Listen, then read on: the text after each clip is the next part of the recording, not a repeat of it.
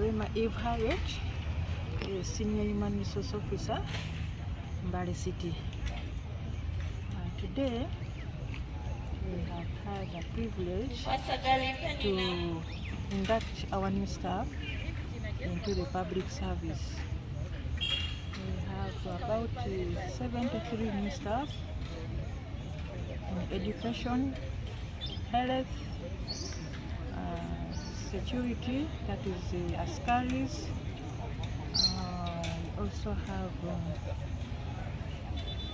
We have administration.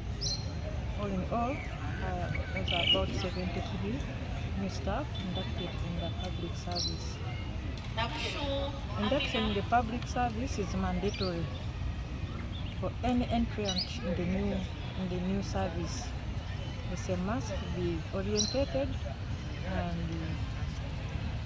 taken through what is expected of a public servant or a civil servant. We've taken them through the code of conduct, through financial management, how to manage finances. We've taken them through health, how to manage health of their bodies and general health for any human being who is serving. We have taken them through administration, how to go about administration, how to fill appraisals. Appraisals is one of the key things. They appraise the performance of every public servant. We are appraised. That is performance management. How are you managing performance? How are you managing yourself, and how are we gauging your performance? It is a two-way, and it is measured. It has measures that we use. We have parameters. We have taken them also through the code of conduct. How do you conduct yourself outside office? Once you're a public servant, even outside the office, you must behave professionally. When you go to the bar, how are you going to behave in the bar?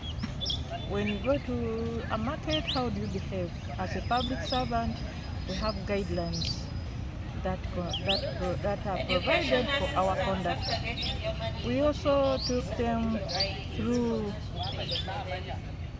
ways of living the service. There are several ways we took them through, like retirement. We have several types of retirement. We have mandatory retirement, that is 60 years of age. Public servant is supposed to retire from active service. However, you can also retire voluntarily. It is allowed. Or you can retire due to medical grounds. When you fall sick before 60 years, you retire on medical grounds.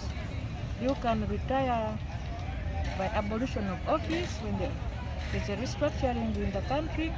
The president can decide to abolish some offices, and therefore you will be retired.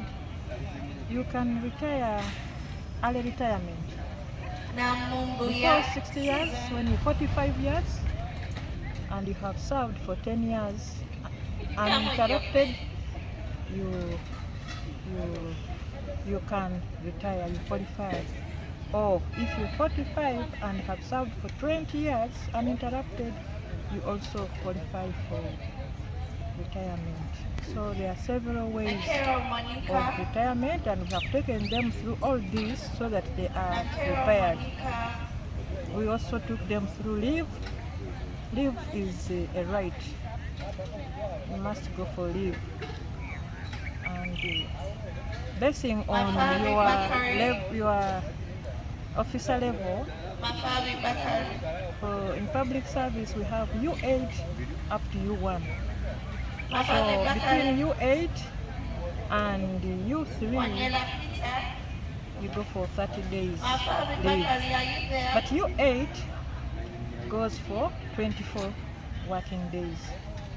U7 to U3 goes for 30 working days. U2 and above, U1, 36 working days. We also have maternity leave. That is for all expectant mothers. We have guided them that irrespective whether it's a miscarriage, you're entitled to the right to go for maternity leave, which is 60 working days. And for fathers who are public servants, also are entitled to paternity leave of 7 working days. We have several other types of leave. We have sabbatical leave, we have leave of absence. All those we have taken them through. We have study leave. Study leave is granted only by the appointing authority, and that is the City Service Commission. We don't grant study leave, but we only recommend. So we have taken them through all this, and we hope that we are going to have more trainings to take them through the public service. Lastly, because we have many, like dressing unprofessionally, have a code of dress. They must be smart. For the ladies, should not plait colored hair. That is not ethical in a public service. You should not put on dangling earrings. That's not our professional dress conduct. Sleeveless, there are those dresses you've seen ladies putting on which show the arms, and those are not allowed in public service. For the men, for the gents, are not supposed to put on open shoes, sandals, unless you are medically unfit and the medical personnel have written to us that drinking and you become a nuisance is unprofessional. Fighting in public or fighting in office, quarreling, that is unprofessional. Financial embarrassment. You go for a loan, you don't want to pay it, or you borrow some clothes from the shop and you don't want to pay. That's financial embarrassment to a public officer. That's not allowed. And more, not keeping timekeeping is also unethical. You're supposed to keep time and work during the working hours. Yeah. Now, for one to qualify to be pensionable, first of all, you must have an appointment like they have. You must be confirmed after 6 months like you had, and you must have worked for 10 years to qualify for pension. But if you're dismissed in disgrace, you don't qualify for pension. Or if you abandon work, even if you've worked for 30 years and you just abandon, you don't qualify for pension. Those are the main points that could make one not qualify for pension.